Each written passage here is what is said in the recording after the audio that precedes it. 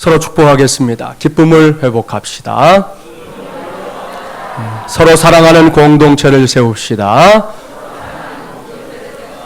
할렐루야. 오늘은 기쁨을 회복시켜 주셔서 34번째 시간입니다. 오늘은 이제 세 번째 성도의 자랑거리요 기쁨, 하나님의 말씀이라는 제목으로 하나님의 말씀을 전하도록 하겠습니다.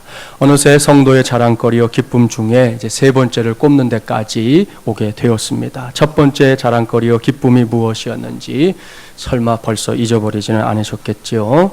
우리의 주님이신, 그리고 우리의 모든 것이 되시는 예수 그리스도입니다.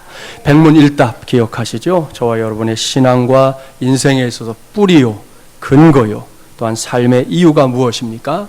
오직 예수 그리스도인 줄 믿습니다. 할렐루야.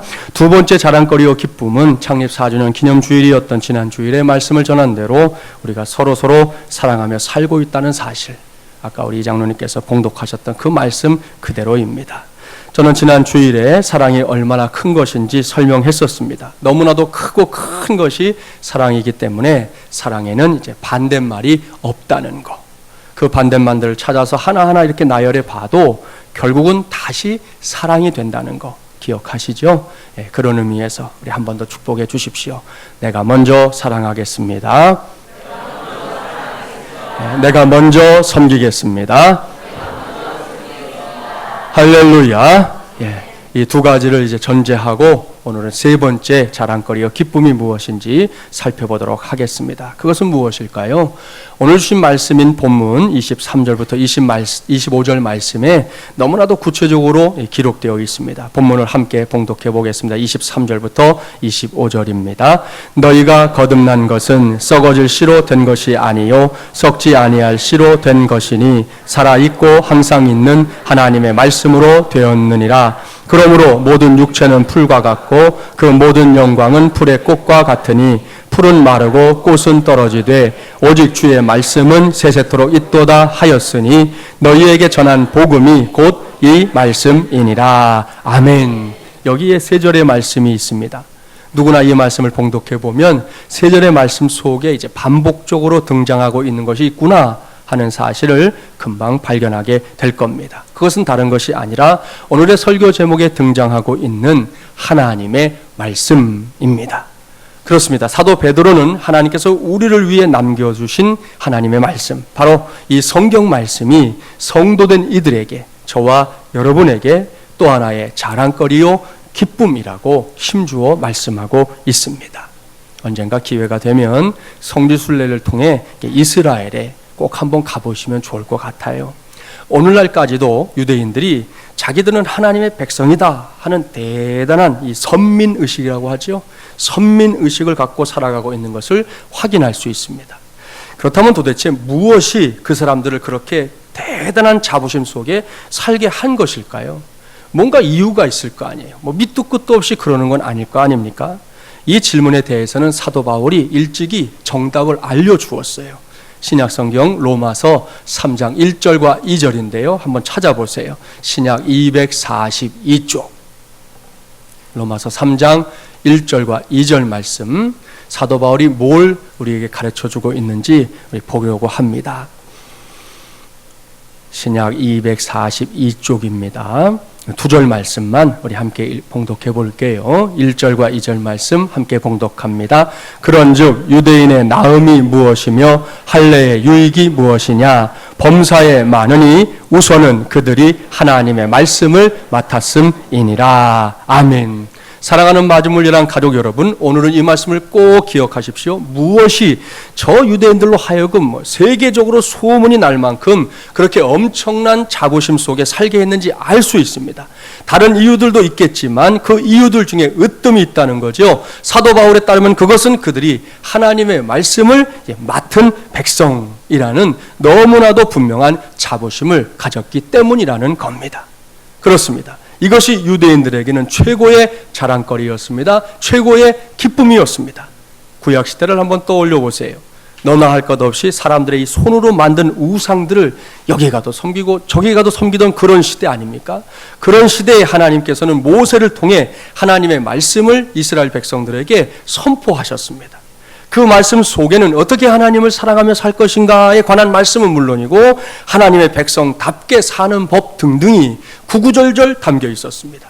이렇게 그 어떤 민족, 그 어떤 나라에도 알려진 적이 없는 살아있는 하나님의 말씀을 그들은 가장 가까이에서 들은 것입니다. 그러니 유대인들에게 이 남다른 자부심이 있을 수밖에요. 하지만 그들은 이렇게 남다른 복을 받았음에도 불구하고 계속해서 그 말씀을 자신들의 것으로 붙잡지는 못했습니다. 어느 순간부터인가 유대인들은 하나님의 말씀을 이제 왜곡하기 시작했어요. 결국 그들은 메시아가 오실 것이다 하는 약속을 철두철미하게 믿었어요. 지금 가도 그 사람들은 그걸 믿고 있어요. 믿었지만 정작 이 땅에 메시아로 오신 예수님을 십자가에 못 박아 죽이는 엄청난 죄악을 저지르고 말았습니다.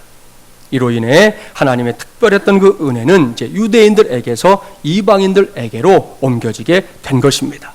지금 우리는 그러한 시대를 살고 있는 겁니다. 그렇습니다. 지금은 예수 그리스도를 나의 주, 나의 하나님으로 믿는 사람이라면 누구에게나 하나님께서 말씀을 주시는 시대입니다. 따라서 우리 역시 유대인들처럼 하나님의 말씀을 맡은 백성이라는 자부심을 갖고 살아야 할 줄 믿습니다. 동시에 그들이 범한 어리석음에 빠지지 않기 위해서 우리는 하나님께서 이 말씀을 왜 우리에게 맡겨주셨는지 그 이유를 확실하게 알아야 합니다. 여기서 그 이유가 무엇인지 말씀드릴게요. 한 곳만 더 찾아봐야 되겠습니다. 구약성경 신명기 10장 13절 말씀 한번 찾아보세요. 이 말씀이 해답입니다. 구약 278쪽. 신명기 10장 13절 말씀, 이런 말씀은 밑줄 쫙 해놓으시면 좋을 말씀이에요. 신명기 10장 13절, 구약 278조. 우리 함께 봉독해 보도록 할까요? 내가 오늘 내 행복을 위하여 내게 명하는 여호와의 명령과 규례를 지킬 것이 아니냐. 아멘. 할렐루야. 사랑하는 여러분, 8월의 마지막 주일인 오늘 이 시간에 저도 여러분도 이 말씀을 제대로 이해해야 합니다. 이 말씀에는 대전제가 있습니다. 그것은 하나님께서 우리를 사랑하신다는 사실입니다. 그 사랑은 말에 그치는 사랑이 아닙니다. 그 사랑은 흉내내기에 머무는 사랑이 아닙니다.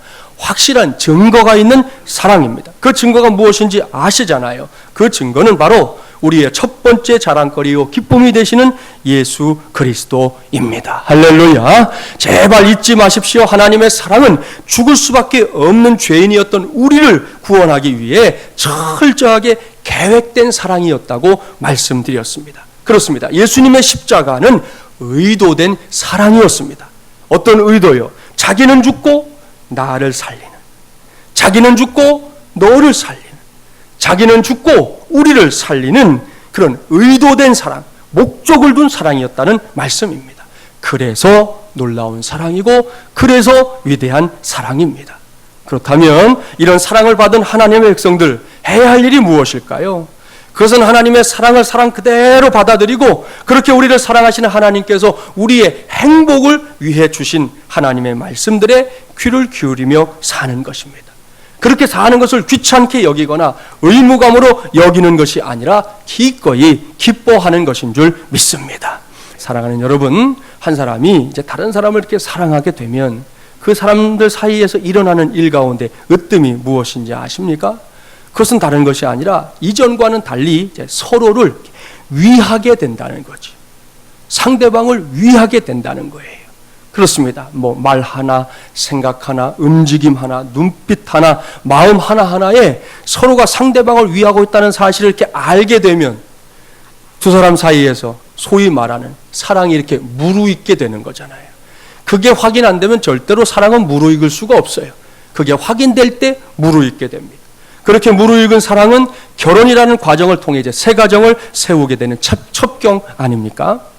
이 청년 시절에 항상 이렇게 구겨진 양복만 입고 다니던 명환 형제라는 형제가 있었습니다. 그러던 명환 형제가 교회에서 이제 한 자매를 만나 교제하다가 많은 성도님들의 축복 속에 결혼을 했어요. 그런데 그렇게 결혼을 한 지 1년이 지났건만 여전히 막 칼날 같은 양복만 입고 교회에 다니는 것을 본 장로님 한 분이 어느 날 직접 그 명환 형제에게 말을 건넸습니다. 어이 명환 형제, 이리 와봐. 자네 정말 결혼 잘했구먼. 부럽네. 장로님 그게 도대체 무슨 말씀이세요? 내가 그동안 꾸준히 지켜봤는데 말이야, 지난 결혼생활 1년 동안 자네의 양복이 한 번도 구겨진 걸 본 적이 없단 말일세. 그래서 부럽다고 하는 말이야. 그러자 이 명환 형제가 얼굴이 벌개져서는 이렇게 말했답니다. 아이고 장로님, 모르시는 소리 하지 마세요. 와이프가 결혼 첫날 밤에 제게 뭘 가르쳐줬는지 아세요? 양복 다리는 법을 제일 먼저 가르쳐줬단 말이에요. 그리고는 앞으로 손수 양복을 칼같이 다려서 입고 다니지 않으면 죽는다고 했단 말입니다. 그래서 죽지 않으려고 이러고 사는 거예요. 그랬다는 거죠. 이런 유형의 이야기는 어느새 남존여비가 아닌 여존남비의 시대가 되어가고 있는 우리의 세태를 이렇게 꼬집는 이야기입니다. 그런데 이런 유형의 이야기를 내놓는 사람들이 뭔가 잘 모르고 있는 대목, 심지어는 착각하고 있는 대목이 있습니다. 그것은 이 이야기에 나오는 명환 형제를 그저 이 아내와 힘겨루기나 하는 졸장부처럼 묘사하고 있다는 거지요.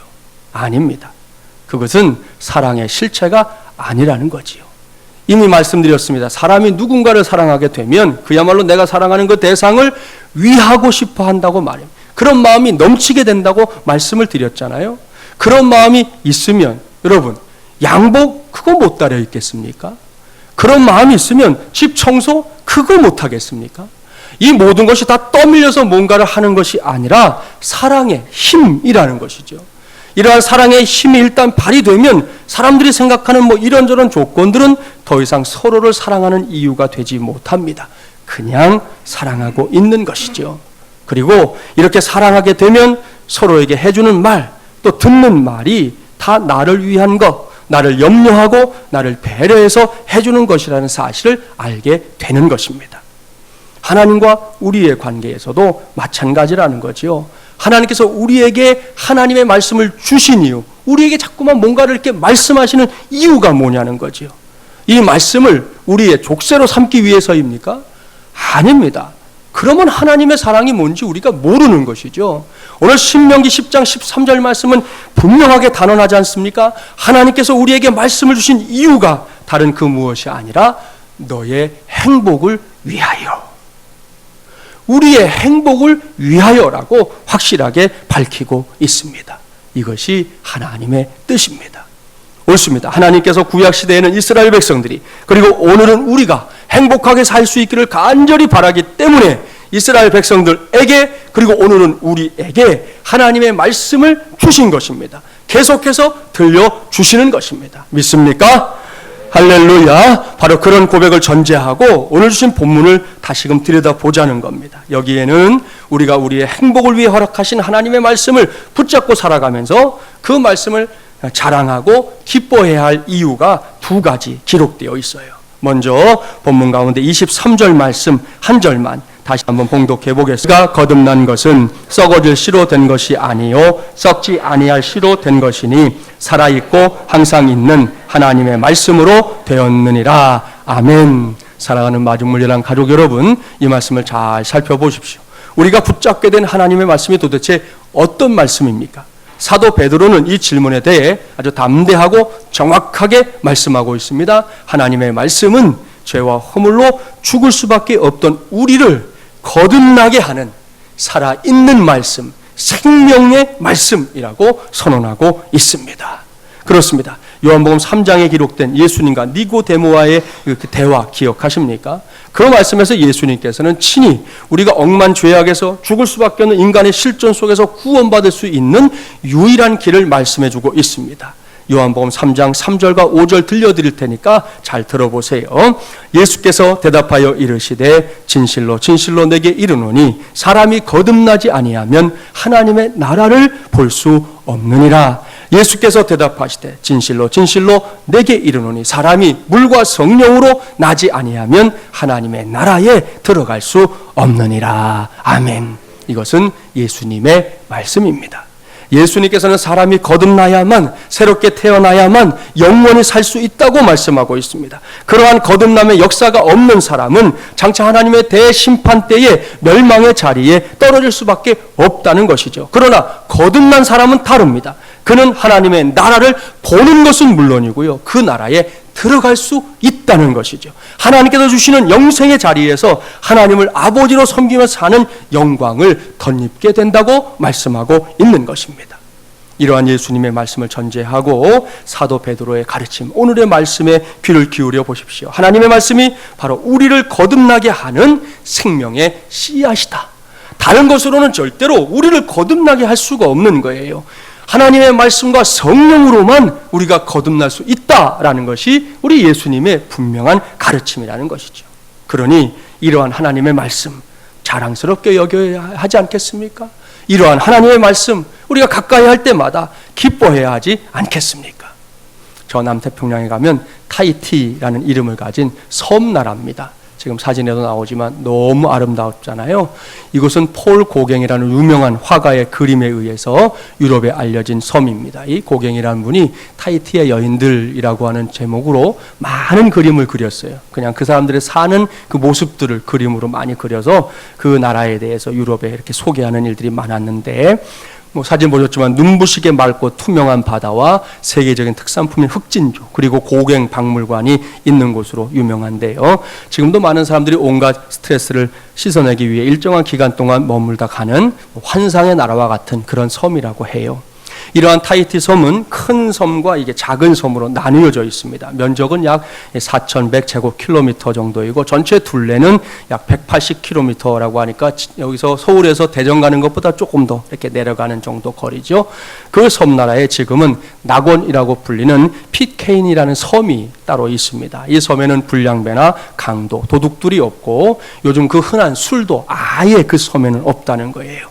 그 섬에 사는 사람들은 모두 착하고 성실해서 그것을 방문하는 관광객들이 그들의 삶을 보면서 이렇게 감탄하고 나오는 일들이 비일비재하다는 겁니다.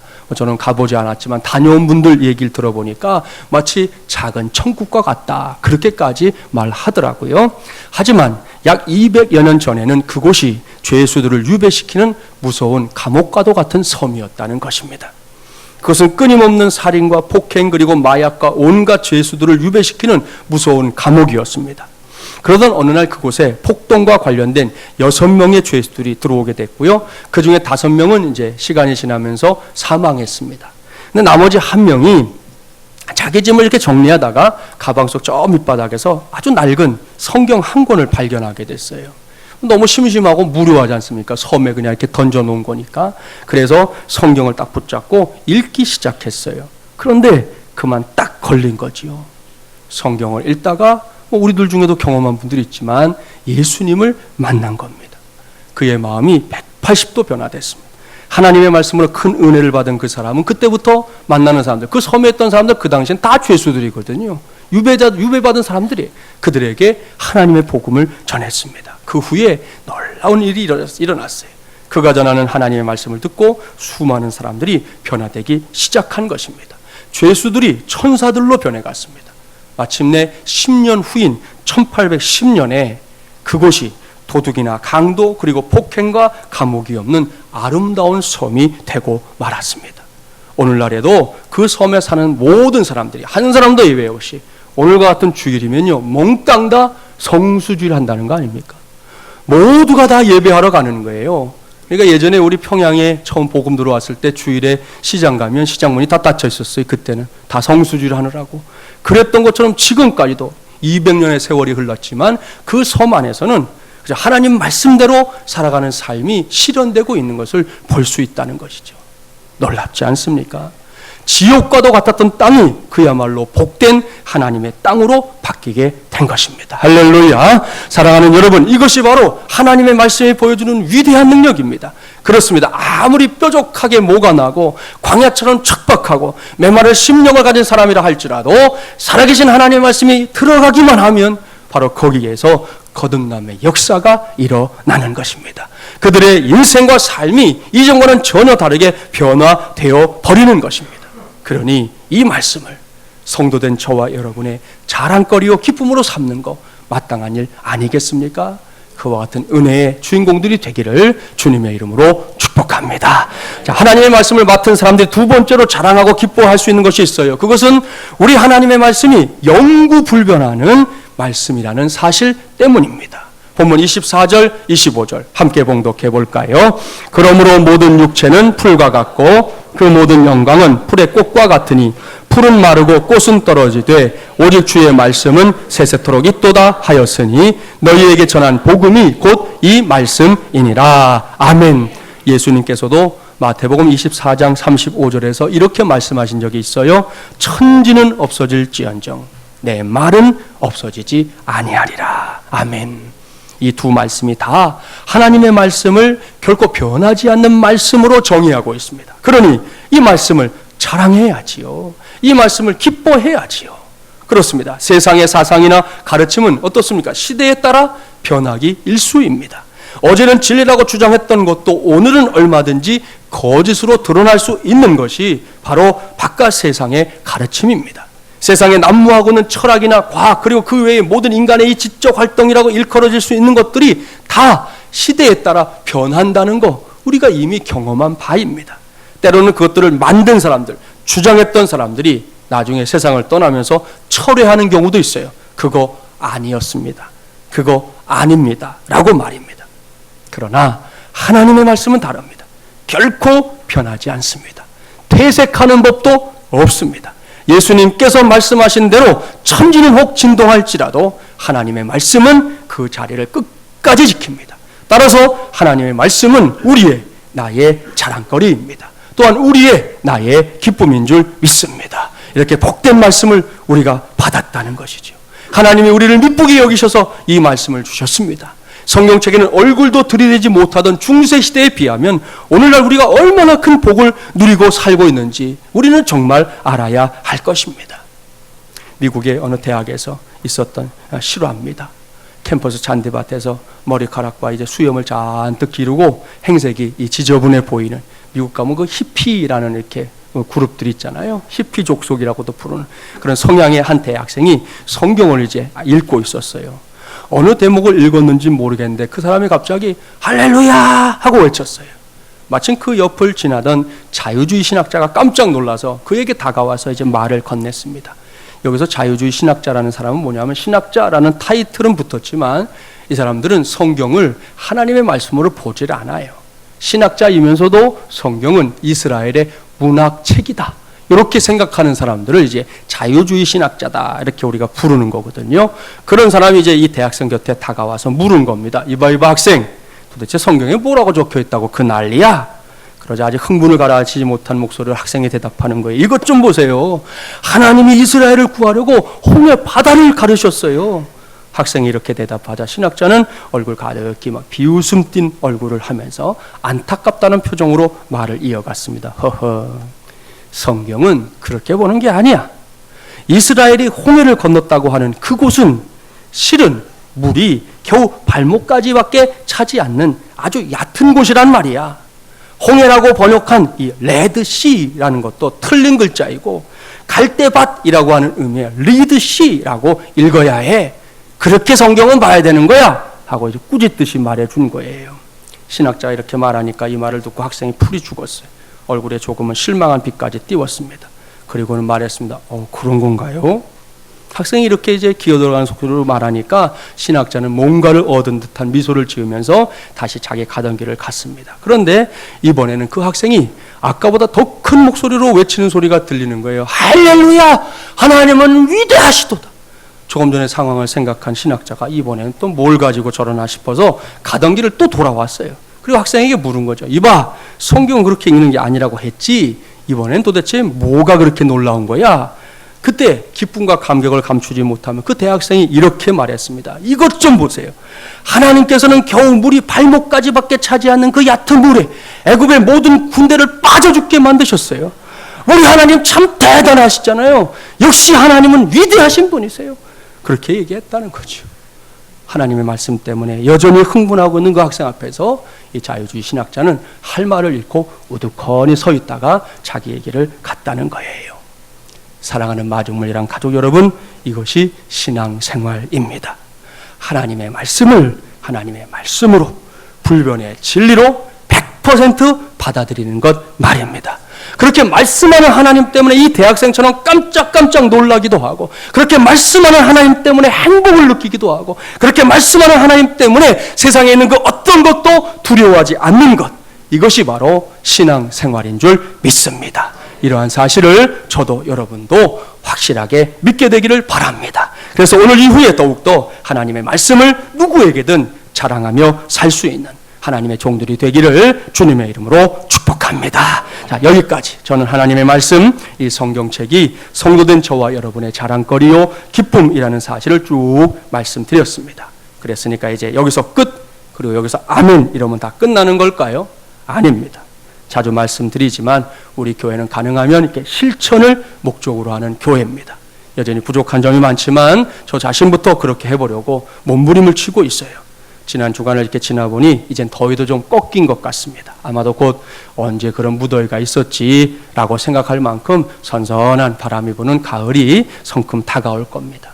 이렇게 좋은 계절에 우리 교회는 성도의 세 번째 자랑거리요 기쁨인 하나님의 말씀을 전 교인들이 함께 이제 읽어보려고 합니다. 그동안 광고를 했던 대로 내일 모레, 그러니까 9월 1일부터 11월 29일까지 딱 90일 동안 전교인 90일 통큰 성경 통독 실시하려고 합니다. 오늘 예배하러 와서 주보에 난 광고도 봤을 것이고 주보 안에 성경 통독 진도표도 봤을 겁니다. 또한 대예배실 뒤쪽에 붙어있는 성경 통독 그래프도 봤을 겁니다. 다음 주일부터는 아무튼 교회에 오면 제일 먼저 하실 일이 있어요. 앉아서 기도하는 거 하신 다음에는 이제 일어나셔가지고 저 밑에 자기 이름들이 있어요. 저 이름은 지금 주보장에 있는 일단 가나다 순서로 되어 있어요. 새롭게 등록하신 분들 앞으로 또 뒤에 이렇게 붙여드릴 거니까요. 그 순서를 잘 보셔가지고 본인 이름란을 찾으셔가지고 한 주간 동안 성경 읽었던 그 성경 통독 과정을 이제 스티커 해놓을 거니까 이렇게 붙이시면 돼요. 함께 그래프가 이렇게 올라가겠죠. 이렇게 모든 준비가 완료되었습니다. 당장 내일 모레부터 저는 물론이고 여러분 모두가 성경 통독에 박차를 가하기 바랍니다. 사실 신앙생활 5년 했네, 10년 했네, 20년 했네 이러는 분들 중에도 성경 통독 한번 제대로 하지 않고 신앙생활 하는 분들이 있어요. 분명히 있어요. 알아야 면장도 한다는데 읽지도 않고 한번 읽어보지도 않고 성경책은 끼고는 다니는데 내가 신앙생활 하고 있다 이렇게 말하는 것은 좀 부족한 것이니까 이번에 그 딱지 떼버리자는 겁니다. 오늘 말씀드린 대로 이 말씀은 생명의 말씀입니다. 변화의 말씀입니다. 또한 이 말씀은 영원 불멸의 말씀입니다. 진리의 말씀입니다. 그러니 이 말씀을 읽어나갈 때 그저 교회가 하라고 하니까 형식적으로 읽는 거 말고요. 진심을 다해서 하나님의 말씀으로 이 말씀을 읽어나갈 때 내 안에서, 우리 안에서, 우리 교회 안에서 어떤 일들이 일어날까요? 저는 그것을 다 알지는 못합니다. 하지만 저와 여러분이 진심으로 이 말씀 앞에 설 때 우리 안에서 말씀하시는 하나님으로 인해 이전에는 알지 못했던 확실한 은혜를 체험하게 될 줄 믿습니다. 이전에는 깨닫지 못했던 놀라운 하나님의 역사를 체험하게 될 줄 믿습니다. 그렇게 기대하고 그렇게 믿고 이제 내일 모레부터 성경책을 꼭 펼쳐주십시오. 항상 말씀드리죠. 성경책은 덮어놓고 믿는 게 아니에요. 펼쳐놓고 믿는 거예요. 근데 오늘날 많은 성도들이 성경책을 덮어놓고 믿어요. 그렇기 때문에 문제가 된단 말이죠. 펼쳐놓고 믿어야 합니다. 1년 내내 주일에만 교회에 올 때만 성경책을 펼치면 안 됩니다. 이 책은 항상 펼쳐야 할 책입니다. 항상 가까이 해야 할 책입니다. 항상 읽어야 할 책입니다. 보통 1년 동안 통독을 하려고 하면 들어보셨죠? 하루에 3장, 주일에 5장을 읽으면 1년에 한 번 통독한다 그래요. 그런데 이번에는 우리 모두가 한 마음으로 무엇보다 밀도 있게 이 말씀을 읽어보려고 하는 겁니다. 진도표를 보면 이제 알겠지만 하루 평균 한 13장, 12장일 때도 있고 14장일 때도 있어요. 13장 정도를 읽어 나가는 겁니다. 그렇게 해서 딱 3개월 동안 이 말씀의 통독을 마치려고 하는 거예요. 성경 통독이 진행되는 중간중간 제가 이 말씀을 통독하는데 도움이 될 만한 일들을 계속해서 여러분을 위해 만들어 드릴 겁니다. 그러니까 앞으로 90일 동안은 다른 거 잠깐 좀 내려놓고 성경을 통독하는 데에만 초점을 맞춰 주십시오. 남녀노소가 다 같이 하는 겁니다. 드라마 좀 덜 보면 할 수 있고, 그렇죠? 예? 조금 밥 먹는 시간 줄여도 할 수 있겠고, 여러 가지 우리가 한번 해볼 수 있잖아요. 교육부서에 속한 자녀들이 있는 가정에서는 자녀들과 함께 부모들이 성경을 읽어주기 바랍니다. 교육부는 신약만 읽을 거예요. 하루 한 5장 정도씩 읽으면 될 것 같아요. 제일 중요한 원칙은 이거죠. 가능한 미루지 말고 그날의 분량은 그날 꼭 읽어야 한다는 겁니다. 자, 어제 12장 중에 한 절반 읽고 오늘이 되셨어요. 그럼 그 뒤에 남은 절반을 읽고 오늘을 읽으려고 그러면 또 못 읽어요. 그러니까 오늘 걸 먼저 읽으세요. 오늘 걸 먼저 읽고 시간 남은 시간에 어제 못 읽은 걸 읽으라는 거죠. 하여튼 그날은 꼭 그걸 목표로 해요. 이날 정해진 요걸 내가 반드시 오늘 읽는다. 이걸 목표로 두고 읽어야지만 끝까지 읽어갈 수 있는 것입니다. 그러면 매일매일 내게 말씀하시는 하나님과 우리 모두가 만나게 될 줄 믿습니다. 더불어서 그렇게 90일을 보내고 나면 목사인 저도 성도인 여러분도 모두가 다 하나님의 말씀이 우리 모두의 자랑거리요 기쁨인 이유를 확실하게 알게 될 것입니다. 말씀을 마무리합니다. 이번 기회를 통해 하나님의 말씀이, 이 말씀이 내게 우리에게 주어져 있다는 사실이 얼마나 놀랍고 감사한 일인지를 알게 되는 우리 모두가 되기를 바랍니다. 그래서 이 말씀이 가르쳐주고 있는 구원의 진리를 이 지역은 물론이고 이 민족과 저 열방에까지 전하고 또 전하는 하나님의 귀한 종들, 우리 교회 꼭 되기를 주님의 이름으로 간절히 축원합니다. 기도합시다. 하나님 아버지 감사합니다. 저희가 이제 이 가을을 맞이하면서 올해 꼭 하고 싶은 것이 생겼습니다. 그건 다름이 아니라 우리 마지막 예랑 것들 모두가 하나님의 말씀을 함께 통독해 내는 것입니다. 오늘 말씀 전해주신 대로 세 번째 성도의 자랑거리의 기쁨은 다름 아닌 하나님의 말씀입니다. 이 말씀은 생명의 말씀이고 이 말씀은 불변의 말씀입니다. 이 놀랍고 위대한 말씀의 주인공들인 우리가 어찌 이 말씀을 자랑하지 않겠습니까? 어찌 이 말씀을 기뻐하지 않겠습니까? 하나님 이 귀한 진리를 깨닫고 이제 이번에 성경 통독에 함께 동참해서 우리 모두가 하나님의 말씀 속으로 떠나는 여행을 통하여 위대한 삶의 역사들을 이루게 하여 주시옵소서. 침묵하시는 분이 하나님이 아니시라 말씀하시는 분이 하나님이심을 우리 모두가 체험하게 하여 주시옵시고 그 말씀의 능력으로 온 땅을 창조하신 분이 하나님이시지 않습니까? 그 능력을 우리에게 부어 주시옵소서. 예수님의 이름으로 기도하옵나이다. 아멘.